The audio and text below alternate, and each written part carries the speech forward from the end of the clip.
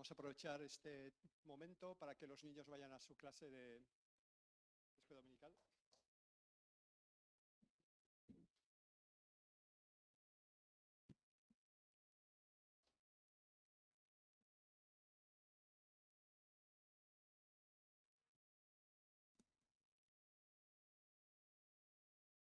Interesante ver que los niños salen corriendo, más de un adulto también saldría corriendo cuando me ve aquí, pero bueno, por eso lo tienen prohibido, ya hemos cerrado las puertas. Muy bien. Pues vamos a abrir nuestras Biblias en Segunda de Pedro, capítulo 1, versículos 5 a 10. Segunda de Pedro 1, 5 a 10. ¿Tenéis todos? Todo lo que lo tenéis, sea en móviles, en Biblias. Ya sé que está en la pantalla, pero eso no significa que no tengáis que traer vuestras Biblias o vuestros móviles. ¿Sabéis? Cuando yo era, bueno, hace muchos años, cuando era más jovencito, bastante más jovencito, a nosotros nos conocíamos el pueblo judío como los de la Biblia. Y yo vivía en Barcelona, iba al culto y en Girona, y te veías a alguien que llevaba una Biblia y decía, oh, mi hermano en la fe. Hoy en día ya no ves nadie con las Biblias. Pues es una pena. Ya sé que la tecnología, ya sé que en mi Biblia es complicado y pesado sobre todo. Pero bueno, os recomiendo que traigáis vuestras Biblias. Es que tenemos ese privilegio. ¿Sabéis que hay países que nada más el hecho de llevarla los pueden matar y que cogen una hoja y la esconden en los zapatos para poder leerla si la tienen? Y se aprenden los textos de memoria porque no tienen derecho a tener una Biblia. Nosotros tenemos el privilegio de tener Biblia. ¿No las traemos? Dice alguno, se va a ir volando diciendo, este ya nos está castigando de entrada. No, pues no es un castigo. Tenemos ese privilegio, hagámoslo. Además es un testimonio que damos a la gente. Un testimonio de en quién hemos creído y en lo que hemos creído. Que se mofen de nosotros, que se rían de nosotros, que hagan lo que quieran. Es que me da exactamente lo mismo. Es un privilegio que tengamos Biblias y que podamos utilizarlas y que hagámoslo. Pues bien, segunda de Pedro 1, 5 a 10, imagino que todos lo habéis encontrado ya, y la palabra nos dice, así también vosotros poned toda diligencia en añadir a vuestra fe virtud, a la virtud conocimiento, al conocimiento dominio propio, al dominio propio paciencia, a la paciencia piedad, a la piedad afecto fraternal, y al afecto fraternal el amor. Porque si estas cualidades están en vosotros y abundan, no os dejarán estar ociosos ni estériles en el conocimiento pleno de Jesús el Mesías, nuestro Señor. Porque el que carece de estas cualidades está ciego, teniendo cerrados los ojos, ha olvidado la purificación de sus antiguos pecados. Por lo cual, hermanos, procurad aún hacer más firme vuestro llamamiento y elección, porque haciendo estas cosas no tropezaréis jamás. Señor, te damos gracias. Gracias por estos momentos maravillosos de alabanza que hemos tenido, Señor. Gracias por los anuncios. Gracias porque hemos podido participar libremente en los diezmos y ofrendas, Señor. Y ahora te pedimos que esta palabra que tú me has dado para comunicar a esta comunidad, Señor, no quede vacía, Señor. Que realmente pueda tocar los corazones, Señor. Que realmente pueda impactar en las vidas de todos que están oyendo este mensaje, lo mismo que lo han hecho en mí cuando lo estaba preparando. Gracias por todo. En nombre de Yeshua HaMashiach. Amén. Pues dicha epístola fue escrita por el apóstol Pedro alrededor de los años 65 a 68 de nuestra era. Mientras, imaginaros, escribe esta carta mientras esperaba ser ejecutado. No sé si tendréis muchas ganas de escribir cartas sabiendo que os van a justiciar, pero él lo hizo. Sabía que lo iban a ejecutar y escribe esta epístola. Y esta carta es considerada como una epístola católica, que es el término que significa universal, ya que no va dirigida a un grupo de creyentes o una comunidad en particular, sino al conjunto de los creyentes, al conjunto del cuerpo de Cristo, pudiendo ser considerada como la despedida y testamento espiritual de Pedro, en base a lo que leemos en el capítulo 1, versículos 13 y 14, donde se nos dice: pues considero justo, mientras estoy en este tabernáculo, es decir, en su cuerpo, despertaros con recordación, sabiendo que en breve debo abandonar mi tabernáculo, así como me lo declaró Jesús el Mesías, nuestro Señor. Y el contexto de esta segunda epístola de Pedro se sitúa en un mundo lleno de escepticismo. Y el escepticismo no es una cosa que tengamos en la actualidad. Ya Pedro hace 2000 años ya estaba viviendo en un mundo lleno de escepticismo, por lo cual en su epístola llama y escribe sobre nuestra vocación como cristianos o como creyentes. El capítulo 1, versículos 3 a 21. También denuncia a los falsos doctores o maestros. Capítulo 2, versículos 1 a 22. Y también reafirma la certeza de la segunda venida del Señor frente a los que se burlaban de la misma y la ponían en duda. Capítulo 3, versículos 1 a 16. Y finalmente realiza una exhortación final. Capítulo 3, versículos 17 y 18. Pero en base al pasaje que hemos leído al principio, vamos a tratar de la progresión esencial y vital para todo creyente que encontramos en este escrito de Pedro. Es más, este proceso de crecimiento espiritual no es opcional, no es una posibilidad más que podemos escoger y aplicar según nos convenga o plazca. No, es un mandato divino que requiere nuestra diligencia y de un esfuerzo consciente. Y si bien es cierto que la fe es el cimiento de nuestra vida cristiana a través de Jesús o de Yeshua, en base a lo que leemos en Efesios 2, primera parte del versículo 8, que nos dice: porque por gracia habéis sido salvados por medio de la fe, y en Hebreos 11:1, y la fe es la certeza de lo que se espera, la convicción de lo que no se ve. No es menos cierto que la fe no puede quedarse sola, sin más, aislada, ya que debe estar acompañada por otros atributos. Por ello, Pedro nos insta a que a la fe le añadamos los siguientes 6 conceptos o puntos o atributos que encontramos en el capítulo 1, los versículos 5 a 7, los cuales son los siguientes. Y estos atributos se complementan entre sí, que son la virtud, el conocimiento, el dominio propio, la paciencia, la piedad y el afecto fraternal y amor. Y el primer atributo es la virtud. Pedro nos insta en su carta a añadir virtud a nuestra fe, lo que implica una vida moralmente excelente y comprometida con los principios divinos. Y cuando el apóstol menciona la virtud en el pasaje, no hace referencia, en el caso preciso, tal y como podríamos pensar, a la pureza o castidad, que también es una virtud que tenemos que aplicar, sino que esto fue una asociación posterior al término, ya que en la época en que vivió Pedro, en el mundo pagano, el cual se encontraba bajo el dominio de Roma, el dominio político de Roma y el intelectual por parte de Grecia, la palabra virtud tenía otro significado. Era tener valor, tener coraje. Además, la palabra que aquí se traduce como virtud, en 2 de Pedro 1:5, es la misma que sale en el versículo 3 del mismo capítulo en el original griego, lo cual es traducida como excelencia o proezas, según las versiones, tratándose de una de las características de Jesús. Y en nuestro contexto como creyentes, la virtud nos insta y llama a mantenernos firmes, a mantenernos fuertes, constantes en nuestra fe y en lo que creemos, ya que Dios quiere que se añada también la virtud a nuestro carácter.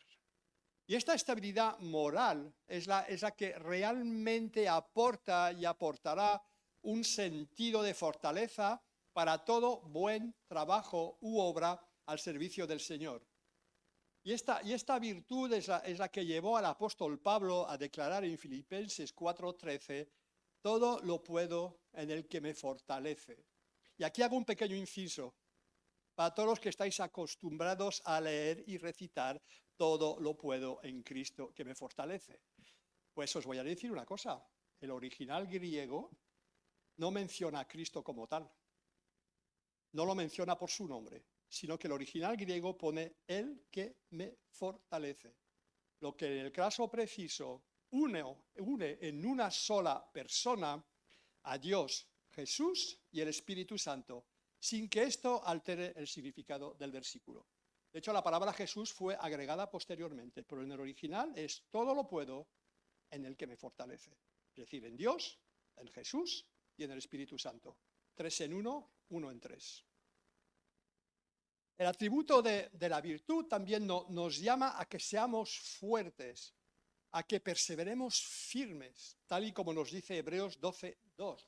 Mantengamos pues los ojos en Jesús, el autor y consumador de la fe, el cual por el gozo puesto delante de él soportó la cruz y despreciando el oprobio, se ha sentado a la diestra del trono de Dios.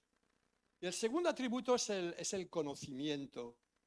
Y la virtud debe ser, tenemos la fe, que es implementada por la virtud, y la virtud debe ser implementada por el conocimiento. Y la referencia a conocimiento que encontramos en el pasaje no se trata únicamente de conocimiento intelectual, sino de un entendimiento profundo de la voluntad de Dios y de su carácter que nos guía en cada decisión que podamos tomar o que tomemos.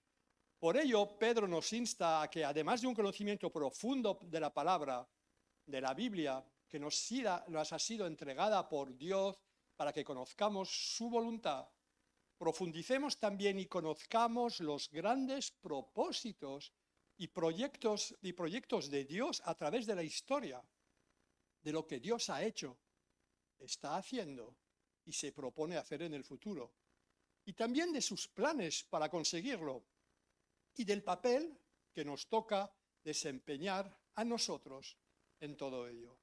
Solo si conocemos y entendemos estas cosas, podremos colaborar inteligentemente con Dios y ser usados activamente por Él, tanto ahora como en el futuro. Y me gusta eso de colaborar inteligentemente con Dios. La verdad que Dios no nos necesita, pero Dios quiere que colaboremos con Él. Y esa va a ser la forma que realmente podamos ser usados activamente por Él en el presente y en el futuro. Y este conocimiento es el que Pablo en 1 Corintios 2:10 llama las profundidades de Dios. Y en el versículo 11 del mismo capítulo lo define como las cosas de Dios. En el 12 lo que Dios nos concedió y en el 16 la mente de Dios. Todo esto se engloba dentro de lo que es el conocimiento. Y en base a lo que nos dice 1 Corintios 2:6, esta sabiduría va más allá del alcance de lo que los sabios y poderosos de este mundo puedan saber. Es la sabiduría de Dios, destinada a los que han aceptado al Señor Jesús o Yeshua como el Salvador de sus vidas, el cual mediante la obra del Espíritu Santo del Ruach HaKodesh en nuestras vidas nos lleva a alcanzar la madurez. Y eso es importante. El conseguir esa madurez también nos implica personalmente a cada uno de nosotros. Dios nos ha dado todos los recursos necesarios para que podamos alcanzarlo. Tenemos su palabra y su Espíritu Santo que mora en nosotros con el cometido de revelarnos y ayudarnos a entender estas cosas. Y también tenemos libros y la enseñanza de hombres de Dios, tanto del pasado como del presente, cuya experiencia y conocimiento nos pueden ser de gran ayuda. Cuidadito con esto, voy a hacer un inciso. Hay grandes obras de hombres de Dios que son muy buenas, pero esos libros nunca van a estar por encima de la Biblia. Porque he oído muchas veces, es que fulanito o menganito ha dicho esto, y bueno, sí, vale. Y si lo pones en una balanza con lo que ha dicho Dios y lo que ha dicho fulanito, ¿qué es lo que pesa más? Y desgraciadamente muchas veces pesa más lo que ha dicho fulanito que lo que ha dicho Dios. Entonces, Está bien que tenemos libros, que Dios ha ungido a personas para que escriban libros poderosos para ayudarnos, pero siempre tengamos claro que la palabra está por encima de eso. Y además tenemos, como hemos visto anteriormente, la mente de Cristo, 1 Corintios 2, 16, lo que nos capacita para acercarnos al conocimiento de Dios. Nos acerca a conocer su voluntad, su forma de pensar y entenderla. Que no la entenderemos del todo hasta que no estemos ante su presencia, está claro. Pero todo esto nos ayuda, ese conocimiento nos ayuda a entender cómo es Dios. Y insisto, este conocimiento no viene automáticamente ni de forma espontánea. Requiere nuestra parte de trabajo, esfuerzo, dedicación y disciplina. Lo mismo que para cualquier carrera académica lo hacemos.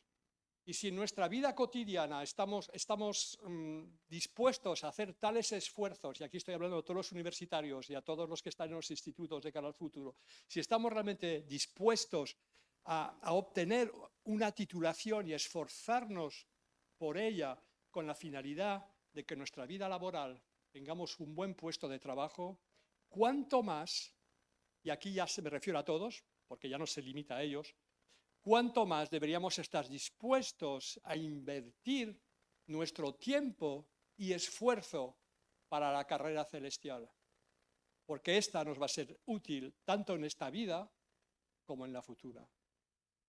Aprendamos de nuestros estudiantes. Ellos se esfuerzan, yo los veo, cuando llegan momentos de exámenes se vuelven locos, se vuelven tarumbas, pobrecitos míos, están estresados, porque se están preparando para el futuro. Cuánto más nosotros tenemos que también estar no en un estrés, pero en ese mismo anhelo, afán de prepararnos para estar en la voluntad de Dios, conocer los caminos del Eterno. Y el tercer atributo es el dominio propio.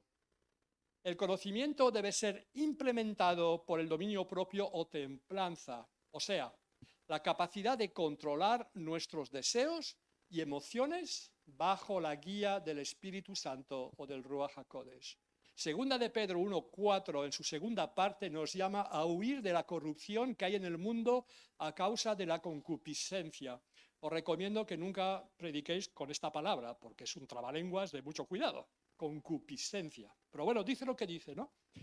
En dicho versículo, Pedro advierte que vivimos en un mundo lleno de corrupción moral, como consecuencia de las desenfrenadas pasiones de todo tipo que salen del corazón humano como consecuencia de nuestra naturaleza caída, como consecuencia del pecado.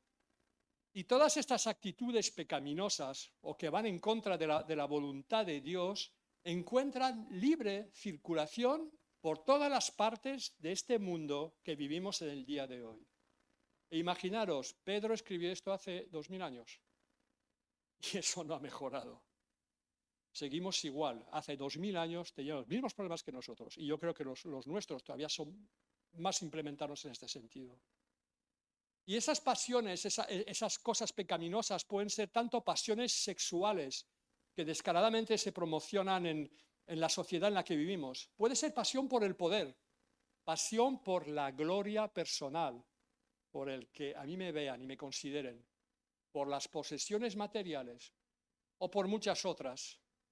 Pasiones que se saltan la barrera de lo justo, de lo conveniente, de lo decente, de lo moral y hasta de lo permitido. Pasiones que pueden dar y dan lugar a sentimientos y acciones que pueden auténticamente ser aborrecibles y condenables. Pasiones que dan razón al profeta Isaías cuando en el capítulo 5 de su libro, en el versículo 20, hace 2600 años, todavía más antiguo que Pedro, pues Isaías en su capítulo 5, versículo 20 dice: «Ay de los que llaman al mal bien y al bien mal, que hacen de la luz tinieblas y de las tinieblas luz, que ponen lo amargo por dulce y lo dulce por amargo». Hace 2600 años y esto no ha cambiado. No habrá progreso en cuanto al desarrollo de nuestra vida espiritual, de nuestro carácter y de nuestra madurez cristiana, a no ser que huyamos de todo este tipo de corrupción. Pero esto tampoco ocurre de forma automática. Si bien es verdad que tenemos una nueva naturaleza por parte de Dios a través de Jesús o Yeshua y que el mismo Espíritu Santo o Ruach HaKodesh mora en nosotros, no es menos cierto que el enemigo hará todo lo posible y nuestra vieja naturaleza, lo que éramos en el pasado, hará todo lo posible para seducirnos, para ponernos la zancadilla y dejarnos fuera de juego, tal y como podéis leer en vuestras casas en Romanos capítulo 9, versículos 14 y 15. Por lo tanto, tenemos que mantener disciplina y ejercer dominio propio. Tenemos que huir deliberadamente de la creciente tendencia, y aún entre los creyentes, de irse acostumbrando a la corrupción que hay a nuestro alrededor, ya sean revistas, novelas, tanto televisivas como escritas, televisión, internet, juegos online y otro tipo, teléfonos móviles o cualquier otra cosa que el diablo o el enemigo pueda usar para promocionar la corrupción en el mundo. No debemos olvidar que al exponernos a ciertas cosas, poco a poco nos vamos acostumbrando a ellas. Las empezamos a ver como normales y sin darnos cuenta, las aceptamos en nuestras vidas. Así pues, es imprescindible añadir dominio propio a nuestro carácter para tener una vida de cristianos, de creyentes victoriosos. Y el cuarto punto o el cuarto atributo es la paciencia. El dominio propio nos lleva a la paciencia, a la capacidad de soportar las pruebas y dificultades con una actitud positiva, confiando en que Dios tiene un propósito en todo. Y la paciencia cristiana espera, aunque es mucho más que un simple esperar, y no tiene nada que ver con encogernos de hombros y decir, bueno, paciencia, ¿qué remedio nos queda? Ya después de la lluvia suele venir el sol. No, no es esto, no consiste en esto. La paciencia del texto implica esfuerzo y prueba, llevar o soportar una carga mientras se espera.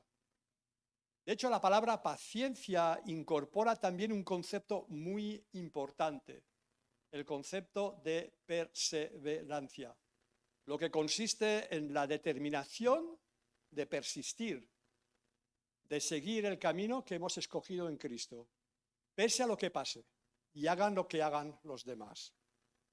Y la perseverancia no solo se aplica cuando todo va bien, porque es muy fácil ser perseverante cuando todo va bien. Cuando asistimos a retiros especiales o normales, pero a retiros, cuando vamos a campamentos, a cursillos, etcétera, donde solemos estar rodeados de gente que piensa lo mismo que nosotros, de buena gente, con un buen ambiente y mucha emoción, o cuando todo nos sonríe en nuestra vida cotidiana. La perseverancia se aplica principalmente cuando las cosas se tuercen, no son tan agradables como nos gustaría. Cuando todo lo que hacemos se vuelve rutinario, pesado, monótono y a veces sin sentido. También cuando la gente y el ambiente a nuestro alrededor nos es contrario, sea en el trabajo, en los centros docentes, con la familia, con los vecinos, etc. Incluso, y siento que sea así, pero incluso eso puede ocurrir y ocurre en nuestras propias iglesias, cuando no tenemos la sensación o cuando tenemos la sensación real o ficticia de no sentirnos aceptados. O tenemos malestar con otros hermanas o hermanas a los cuales tal vez no caigamos demasiado bien o que a nosotros nos caigan demasiado bien, así como otras muchas cosas. Y la perseverancia o paciencia mencionada por Pedro tiene que ver con lo que el Señor dijo en Lucas capítulo 9, versículo 62. Ninguno que pone la mano en el arado y mira atrás es apto para el reino de Dios. Si somos creyentes, si hemos aceptado al Señor Jesús en nuestras vidas como Salvador personal, nuestra vista debe estar puesta en Él, en Jesús, en Dios, sean cuales sean las circunstancias, sin importarnos lo que ocurra o pueda ocurrir. Recordemos la palabra del sembrador en Lucas capítulo 8, versículos 15, en la que leemos: pero la que cae en buena tierra, estas son los que oyeron la palabra con corazón recto y bueno, y producen fruto con perseverancia. Sabéis, al final, únicamente la semilla que cayó en buena tierra dio fruto con perseverancia, no existiendo otra manera de producir fruto. En la parábola del sembrador podemos observar que algunas semillas prometían mucho, pero les faltó algo importante: la perseverancia y la paciencia, y por eso no llegaron a producir fruto, no llegaron a buen fin. Por lo tanto, corramos con perseverancia y paciencia la carrera que tenemos por delante, tal como nos dice la primera parte de Hebreos 12:2, puesto los ojos en Jesús, el autor y consumador de la fe. Y el quinto atributo es la piedad. La paciencia y la perseverancia deben estar acompañados también por la piedad, siendo esta una devoción sincera y profunda hacia Dios, reflejada en nuestra adoración y en nuestra obediencia.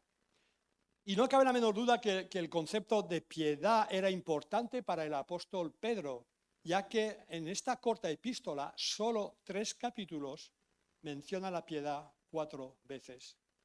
Y para muchos dicha palabra tiene connotaciones negativas, ya que suena a religiosidad, beatería, caras largas, limosnas, penumbra, cantos gregorianos, olor a incienso, etc. Lo que les empuja a huir de la misma, y con una parte de razón hasta un cierto punto, aunque os aseguro que el canto gregoriano a pequeñas dosis es muy bonito. Pero el auténtico concepto bíblico de la piedad es muy diferente a lo mencionado anteriormente, ya que tiene que ver con la libertad y con la alegría. El auténtico sentido bíblico de la piedad es tener un profundo respeto hacia Dios, tenerlo siempre presente junto a nosotros en todos los asuntos y aspectos de nuestra vida diaria, con la intención de actuar conforme a su voluntad y para su agrado. Con la auténtica piedad llegaremos a descubrir la libertad y la alegría. Cuando andamos en la voluntad de Dios para nuestras vidas, cuando le tenemos ese temor reverente, que no es miedo, es temor, y el temor reverente es querer hacer la voluntad de Dios, es decir, de cumplir con todo lo que el Eterno nos manda, no por obligación o por imposición, sino por amor genuino hacia Él, es cuando realmente alcanzaremos la verdadera libertad y la verdadera alegría.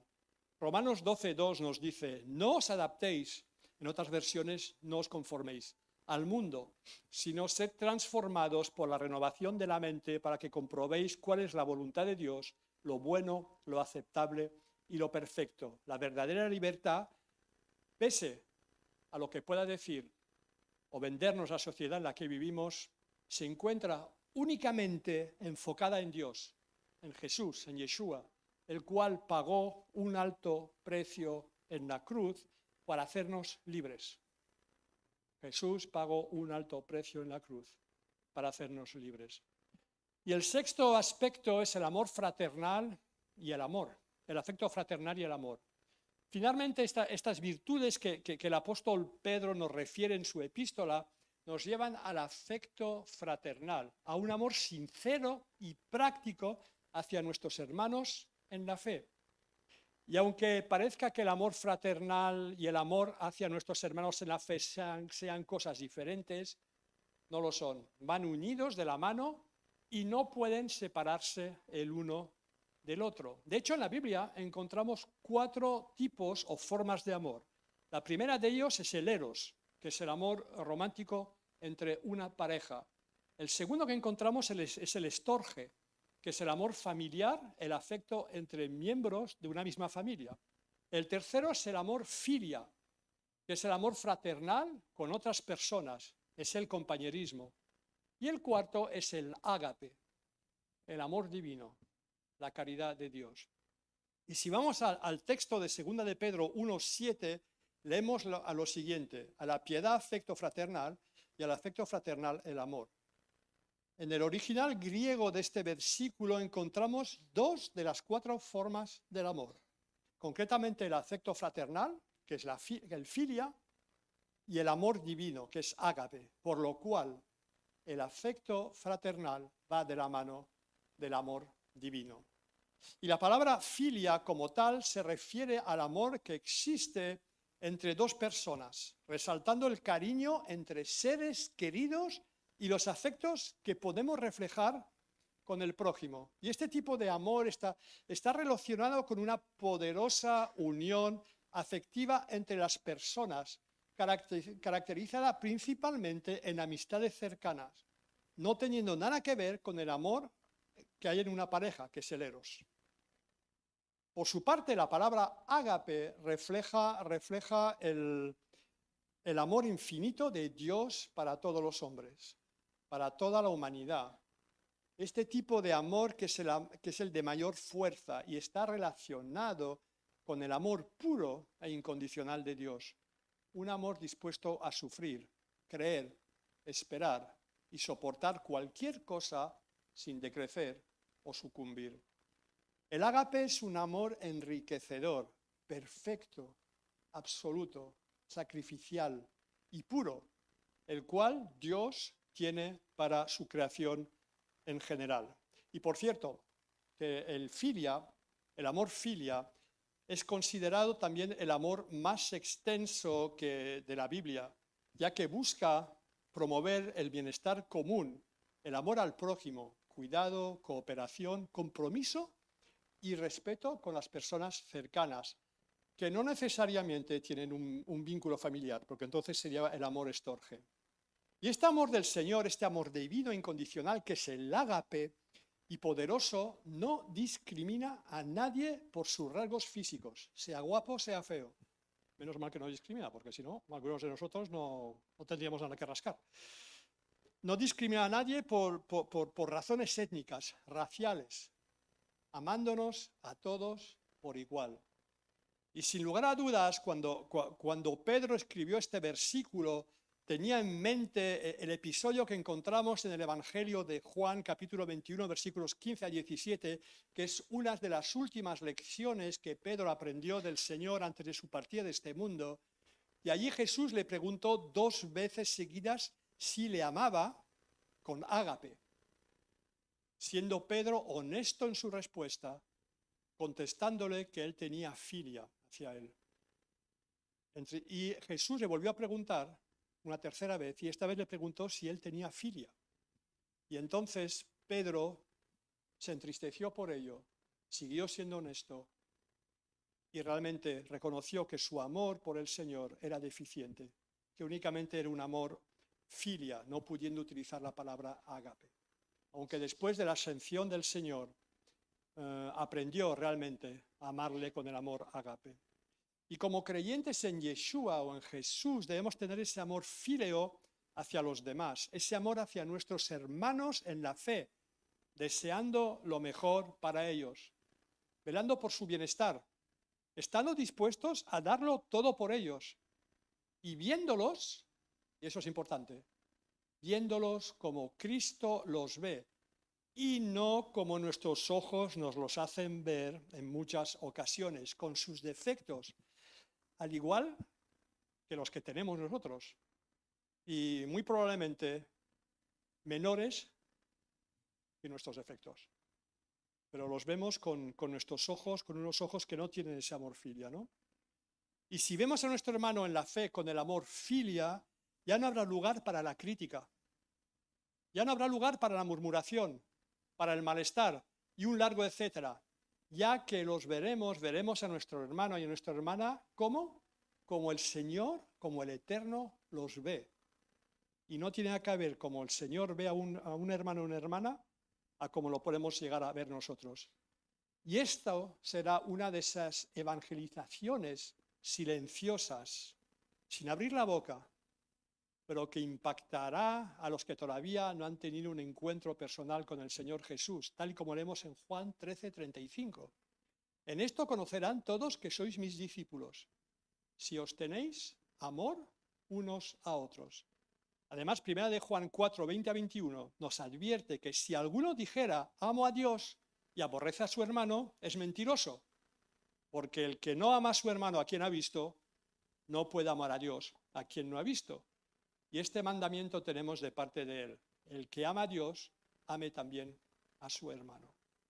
Pues el amor filia no se limita solo a nuestros hermanos en la fe, sino que también se dirige a nuestro prójimo que todavía no ha conocido al Señor como su Salvador personal. De hecho, el propio Jesús en Mateo 22, segunda parte del versículo 39, declara: amarás a tu prójimo como a ti mismo, que es un texto sacado del Decálogo, de los 10 mandamientos. Y no nos engañemos, ¿cuántas veces eso es complicado? Si a veces ya es difícil amar a nuestro hermano en la fe, si somos sinceros, sé que todos lo sois, y voy a mirar para arriba para que nadie se sienta, ¿cuántas veces no amamos a nuestro hermano en la fe? Ya sé que aquí no pasa en esta iglesia, pasa en las demás, y solo me pasa a mí y no os pasa a vosotros. Pero ¿cuántas veces es complicado amar a nuestro hermano en la fe?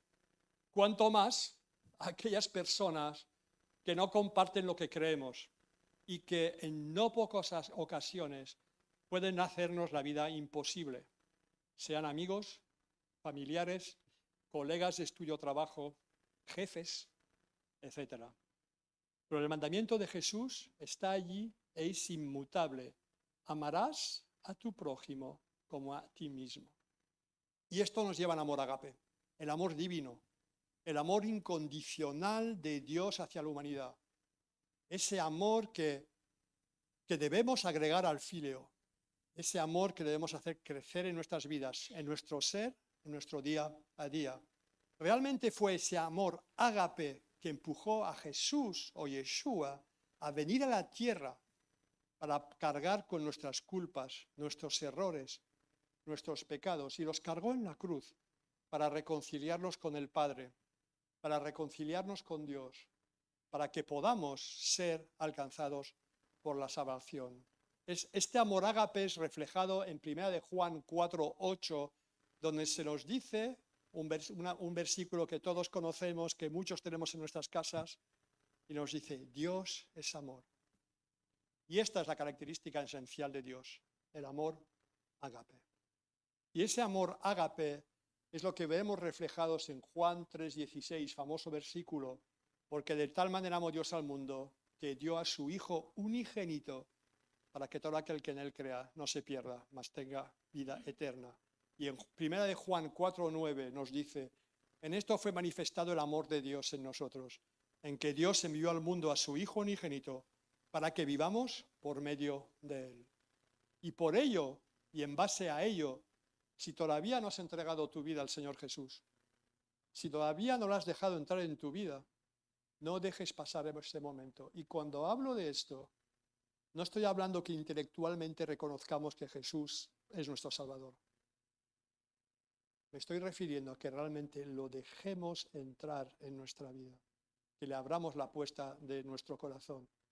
Y aunque tal vez no lo creas o te cueste creerlo debido a tu pasado, sea el que sea, y eso para Dios no tiene importancia.